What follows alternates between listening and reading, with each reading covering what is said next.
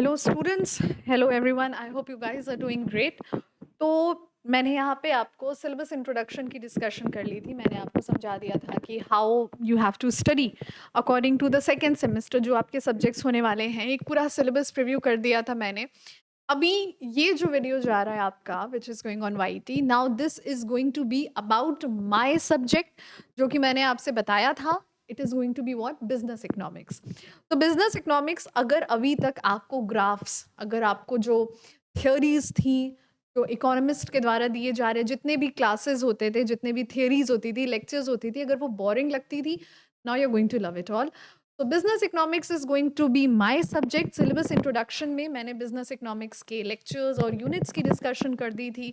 एक बार फिर से मैं 5 मिनट लेकर एक बार और रिवाइज करवाती हूँ कि हमारे क्या यूनिट्स होने वाले हैं। उसके बाद हम लोग आगे बढ़ेंगे और हम फोकस करेंगे कि हमें क्या क्या चीज़ें कवर करनी है। So yeah with that being said, good morning, good afternoon, good evening, good night, जब भी आप ये लेक्चर देख रहे हैं, this is your educator Sakshi and this time my subject is going to be business economics, जिसका कोड है 107F and credit score है 6+O। So yes, let's see. Unit 1 में मैंने आपको समझाया था। अगर अभी तक आपने वो सिलेबस इंट्रोडक्शन का वीडियो नहीं देखा है, प्लीज़ जाइए और सिलेबस इंट्रोडक्शन देखिए, जिसमें मैंने हर एक सब्जेक्ट के बारे में आपको एक ओवरव्यू दिया है कि क्या स्ट्रैटेजी आपको फॉलो करनी है, क्या क्या सब्जेक्ट्स होने वाले हैं। And let's talk about this business economics कि बिजनेस इकोनॉमिक्स आपसे क्या क्या चीज़ें एक्सपेक्ट करता है। सो यस, सबसे पहले यूनिट में मैंने आपको बताया था we are going to talk about the famous economist. So यहाँ पे मैं मदद लेती हूँ नोट की। एंड यूनिट 1 जो हम बात करेंगे, let's talk about the unit 1। तो यूनिट 1 में हमारा जो मेन फोकस रहने वाला है, it is going to be regarding जो फेमस इकोनॉमिस्ट रहे हैं इंडिया के, जिन्होंने हमें ये जो हम पढ़ रहे हैं इसको पढ़ने के काबिल बनाया, हमको थ्योरीज दी। हमें विश्व भर के इकोनॉमिस्ट का नाम पता है, हम सबको एडम स्मिथ का नाम पता है, हम सबको एल्फ्रेड मार्शल का नाम पता है, हम सबको पॉल सैमुअल्सन का नाम पता है। हमें अगर नाम नहीं पता है तो हमें ये नहीं पता है कि जवाहरलाल नेहरू ने क्या थ्योरीज दी थी इकोनॉमिक्स में, हमें नहीं पता है भीमराव अम्बेडकर जी ने क्या थ्योरीज दी थी, के आर गाडगिल जी ने क्या थ्योरीज दी थी। तो हम भारत के महान इकोनॉमिस्ट के बारे में पढ़ेंगे and it is a matter of pride कि स्टूडेंट्स को ये चीज़ें बताई जा रही हैं, पढ़ाई जा रही हैं कि हमारे देश में महान अर्थशास्त्री जो थे वो कौन कौन थे। तो यूनिट 1 में पहला डिस्कशन इसके बारे में रहने वाला है। उसके बाद यूनिट 1 में आप देखोगे बिजनेस इकोनॉमिक्स का हम एक डिटेल डिस्कशन करेंगे। What I am talking about is introduction की बात करेंगे। इंट्रोडक्शन के साथ ही साथ इस यूनिट में और क्या कवर करेंगे हम, इंट्रोडक्शन के साथ आपको इस यूनिट में देखने मिलेगा हम यहाँ पे demand, law of demand, elasticity of demand. तो मतलब हम यहाँ पे थ्योरी शुरू कर चुके रहेंगे। तो लॉ ऑफ डिमांड और उसकी जो एक्सेप्शंस होते हैं, जो थ्योरी होती है, उसके बारे में हम जिक्र करेंगे। इलास्टिसिटी कितने प्रकार की होती है, तो लॉ ऑफ डिमांड और इसमें इससे रिलेटेड हमारी थियोरीज हम देखेंगे। तो the first thing will be will be covering the theories. The second thing will be will covering the exceptions.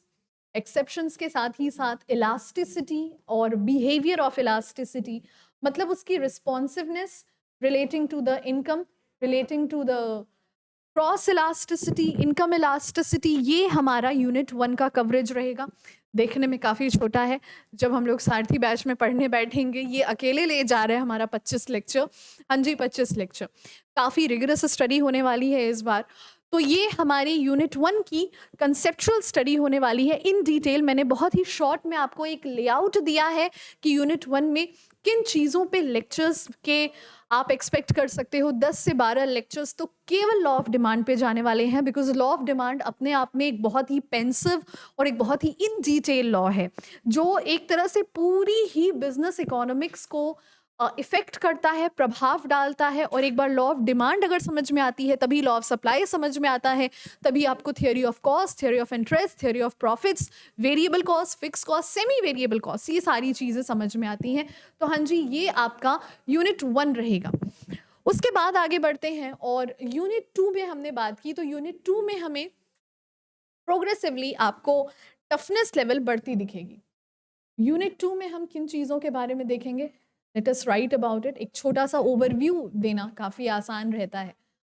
अगर हम यूनिट 2 पे आते हैं, यूनिट 2 में हमारा हाइलाइट क्या होने वाला है, तो let me pick my favourite colour, pink. Okay, चलो। तो यूनिट 2 में जो सबसे पहली चीज, जो सबसे पहला हमारा डिस्कशन रहने वाला है, that is going to be about the theory of cost. Cost की थियोरी हम देखेंगे यहाँ पे। अच्छा, कॉस्ट मतलब क्या होता है, एक छोटा सा ओवरव्यू। जब भी कोई प्रोडक्ट बनता है तो जो प्रोडक्ट की लागत होती है, दी अमाउंट जो इनकर किया जाता है, देखिए हमें पता है कि हमें अगर किसी भी प्रोडक्ट के हम सेलिंग प्राइस की बात करते हैं, तो selling price is made up of two things. उसमें सबसे पहले व्यापारी अपना कॉस्ट जोड़ता है और उसके बाद वो अपना प्रॉफिट परसेंटेज जोड़ता है। So these two things are comprised into that. तो पहली डिस्कशन हम थियरी ऑफ कॉस्ट के बारे में पढ़ेंगे। ये एक बहुत ही नई चीज़ होने वाली है। अगर आप में से जो भी स्टूडेंट का 11th-12th कॉमर्स से नहीं था, तो उनके लिए ये बहुत ही नया होने वाला है। परेशान बिल्कुल मत हो, आपको ये चीज़ समझ में आई, ये मेरी जिम्मेदारी होने वाली है। सारथी बैच के अंदर आपके लाइव क्वेश्चंस होते हैं, आप मुझसे लाइव इंटरेक्ट करते हो, तो आप अगर एक चीज़ ना समझ में आए, हम लोग उसको और समय दे सकते हैं जब तक कि वो आपको क्लियर ना हो जाए। तो पहला जो हमारा हाईलाइट रहेगा, हमारा जो पहला एम्फेसिस रहेगा, वो थियोरी ऑफ कॉस्ट पे रहेगा। उसके बाद आगे बढ़ेंगे, थियोरी ऑफ कॉस्ट में हम और एक डिवीजन देखेंगे, और ये डिवीजन क्या रहेगा, it will be in the long run. जो बिजनेस का, एक्सक्यूज मी एवरीवन, जो बिजनेस का, excuse me please, this is not behaving properly, एक minute, I think we are good to go. So इस कॉस्ट में हम लोग लॉन्ग रन कॉस्ट की भी बात करेंगे, हम लोग शॉर्ट रन कॉस्ट की भी बात करेंगे। अगर आज तक आपको लॉन्ग रन और शॉर्ट रन भी समझ नहीं आया था, निश्चिंत हो जाइए, बिकॉज अब ये मेरे हाथ में है, तो ये डेफिनेटली समझ में आना ही आना है, इसको कहा जाएगा। ओके, जिस प्रकार आपने बिजनेस कम्युनिकेशन को प्यार दिया था, ठीक उसी प्रकार आपको इकोनॉमिक्स इस बार फेवरेट होने वाला है ये subject, it's my guarantee. Cost के बाद हमारा जो दूसरा हाईलाइट रहेगा, इसी यूनिट में एक बहुत इंपॉर्टेंट कंसेप्ट होता है, जो कि होता है प्रोडक्शन फंक्शन। तो हम यहाँ पे प्रोडक्शन फंक्शन के बारे में बात करेंगे। अब यहाँ से प्रोडक्शन फंक्शन से आपको देखने मिलेगा कि ये यूनिट सप्लायर ओरिएंटेड हो रहा है। अभी तक हमने जो बातें की वो कस्टमर ओरिएंटेड थी, बट अब मैन्युफैक्चर ओरिएंटेड बातें होंगी। मतलब एक मैन्युफैक्चरर के कैपिटल्स ऑफ प्रोडक्शन होते हैं, मतलब किन फैक्टर्स के बिना मैन्युफैक्चरर के लिए संभव ही नहीं है कि वो प्रोडक्शन कर सके। तो ये प्रोडक्शन फंक्शन के बारे में हम बात करेंगे, जो उसके land, labour, capital, entrepreneurship, management, machinery, man, इन सारी चीज़ों की मदद से किस प्रकार से एक मैन्युफैक्चरर किसी भी गुड्स को प्रोड्यूस कर पाता है और वो अंतिम कंज्यूमर तक पहुंचता है। तो जो बिहेवियरल डिफरेंसेस होते हैं, उन्हीं की स्टडी को हम प्रोडक्शन फंक्शन कहते हैं। अब सारथी बैच में आओगे, आपको ये और बेहतर तरीके से समझ में आएगा, बिकॉज मैंने बोला ये यूनिट अकेले ले जा रहा है 10 लेक्चर, ये ये चैप्टर, प्रोडक्शन फंक्शन का चैप्टर अकेले ले जाने वाला है 10 लेक्चर। तो आप समझ सकते हो कितने डिटेल और कितने आसानी से मैं आपको इकोनॉमिक्स आसान बनाना है मेरे को, and that we will do.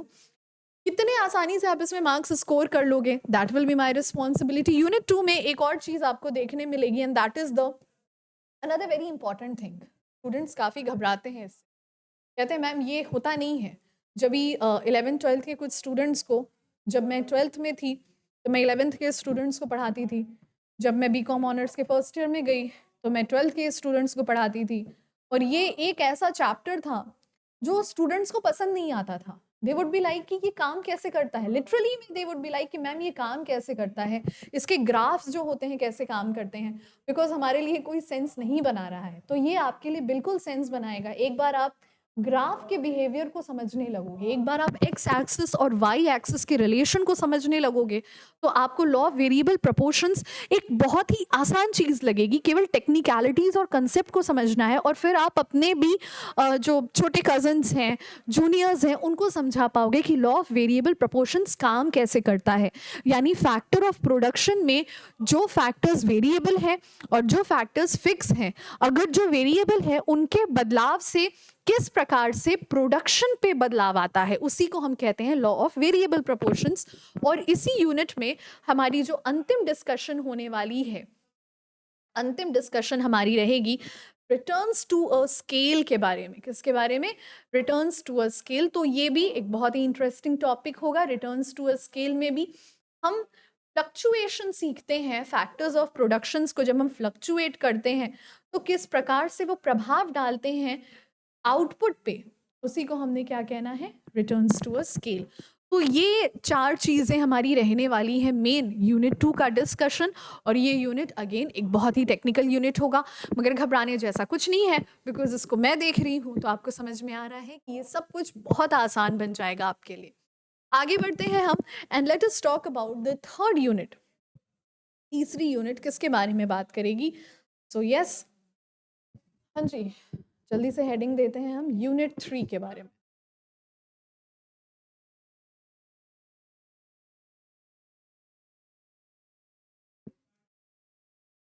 तो भाई यूनिट 3 का डिस्कशन होने वाला है हमारा, और यूनिट 3 सबसे पहले मार्केट टाइप्स की बात करेगी। यानी यूनिट 3 में टोटल यूनिट 3 का जब हम देखेंगे, जो टोटल यूनिट 3 का एक समरी, टोटल यूनिट 3 की एक क्रक्स को अगर मैं ड्रॉ करूं, तो टोटल यूनिट 3 हमारी बात करती है मार्केट्स के बारे में, कि मार्केट्स जो हैं वो कितने प्रकार की होती हैं और कैसे होते हैं। अब इन्हीं मार्केट्स के बारे में हम बात करेंगे, और यहाँ पे ग्राफ की बिहेवियर को समझना बहुत ज़्यादा इंपॉर्टेंट हो जाता है, बिकॉज जिन मार्केट्स को हमें यहाँ पे स्टडी करना है, सबसे पहले होने वाला है हमारा परफेक्ट मार्केट, जहाँ पे कंपटीशन परफेक्ट है, तो परफेक्ट कंपटीशन। उसके बाद हमारा मोनोपली मार्केट, और किस प्रकार से मोनोपली मार्केट और मोनोपलिस्टिक मार्केट, ये स्टूडेंट्स को बड़ी कंफ्यूजन रहती है, अभी नहीं रहेगी। इस सारथी बैच के बाद you are going to love the technicalities of economics. Oligopoly market के बारे में भी हम बात करेंगे, किस तरह से ओलिगोपॉली मार्केट बिहेव करता है। और इन जितने भी मार्केट्स का मैंने आपसे जिक्र किया है, इनके सारे ग्राफिकल बिहेवियर को भी हम डिस्कस करेंगे, कि इनके जो ग्राफ्स हैं वो किस प्रकार से, ग्राफिकल बिहेवियर जो है इनका किस प्रकार से काम करता है, कहाँ पे ये प्राइस टेकर होते हैं, कहाँ पे ये प्राइस मेकर होते हैं।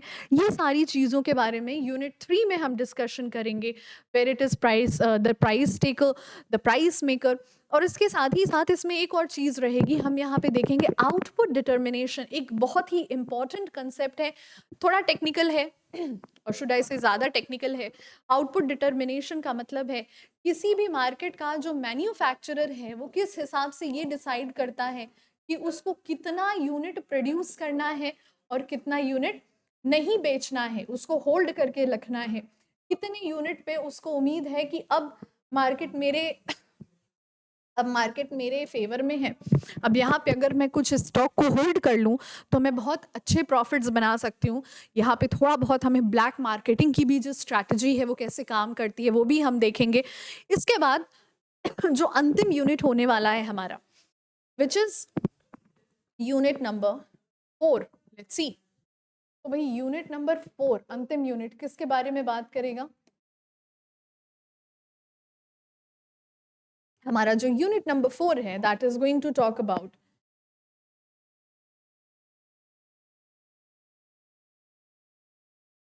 ये, ज़्यादा हद तक यूनिट नंबर 4 जो आप देखेंगे ये आपको थ्योरेटिकल लगेगी। तो एक बार आपको ग्राफ्स अच्छे लगने लगे ना, तो फिर आपको थ्योरी में थोड़ी सी बोरियत होगी। तो सबसे पहले यहाँ पे हम कवर करेंगे क्या? सबसे पहले यहाँ पे हम कवर करेंगे थ्योरी ऑफ डिस्ट्रीब्यूशन। मतलब कैसे कोई मैन्युफैक्चरर ये डिसाइड करता है कि उसको किन कस्टमर्स को गुड देना है, कैसे नहीं देना है।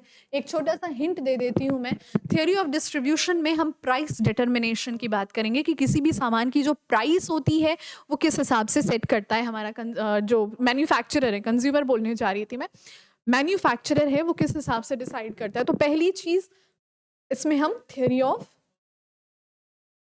डिस्ट्रीब्यूशन देखेंगे। उसके बाद दूसरा जो देखेंगे हम, इसमें हमारे पास, अच्छा, थ्योरी ऑफ डिस्ट्रीब्यूशन की भी हमने डिवीजन आप देख सकते हो, marginal productivity theory, marginal productivity theory, modern theory.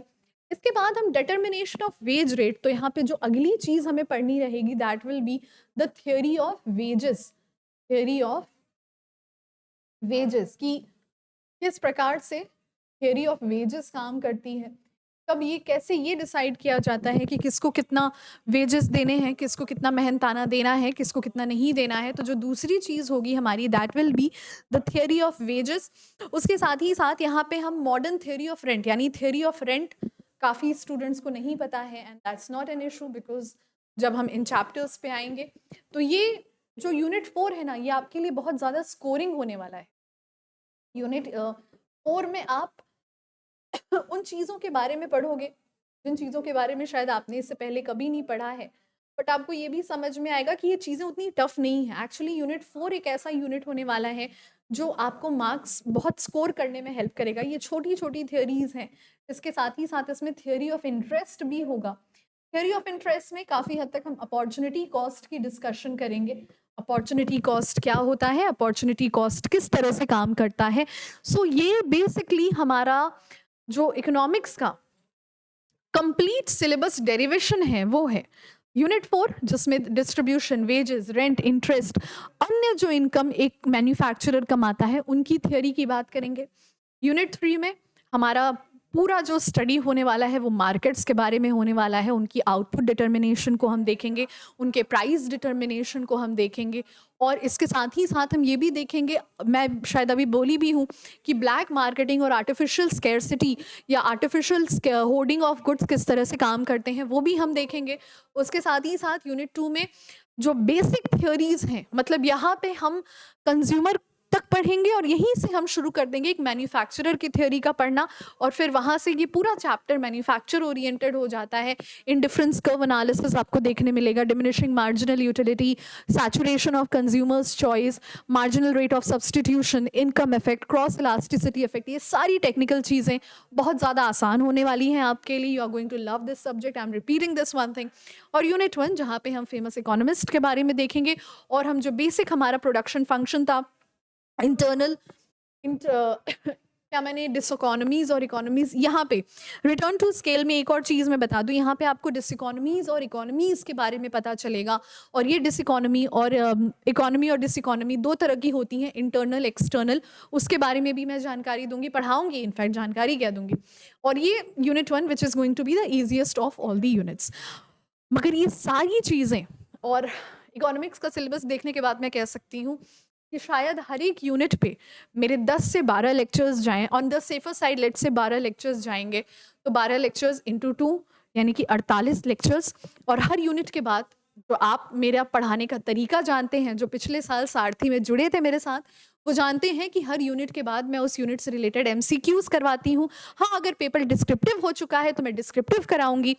तो भाई 48 लेक्चर्स तो ऐसे हो गए, और 4 समराइजेशन में MCQ या थ्योरी जो भी जाएगा तो 49, 50, 51, 52 52 लेक्चर्स होंगे। और ये 52 लेक्चर्स हमें ख़त्म करने हैं हमारे सेकेंड सेमेस्टर के एग्ज़ाम से पहले। तो बहुत ही रिगरस स्टडी होने वाली है इकोनॉमिक्स की। सारथी बैच में जब आप मेरे साथ जुड़ोगे तो मेरे पढ़ने के तरीके को अगर अभी तक आप नहीं जानते थे तो अब जान पाओगे, और जो स्टूडेंट्स जानते हैं फिर उनके लिए तो कोई इशू ही नहीं है। ये यहाँ पे जो स्टूडेंट्स नहीं जानते हैं सारथी बैच में, वहाँ पे मैं अपनी एक नोटबुक मेंटेन करवाती हूँ। अगर आपकी बिजनेस कम्युनिकेशन आपने मुझसे बैच में पिछले साल पढ़ा था, वो नोटबुक अगर खाली है उसी में काम शुरू कर दो। मगर हाँ, वो नोटबुक भर जाएगी, अगर वो 200 से कम पेजेस की है और कुछ ही पेज बचे तो वो भर जानी है, ये भी मैं बता देती हूँ।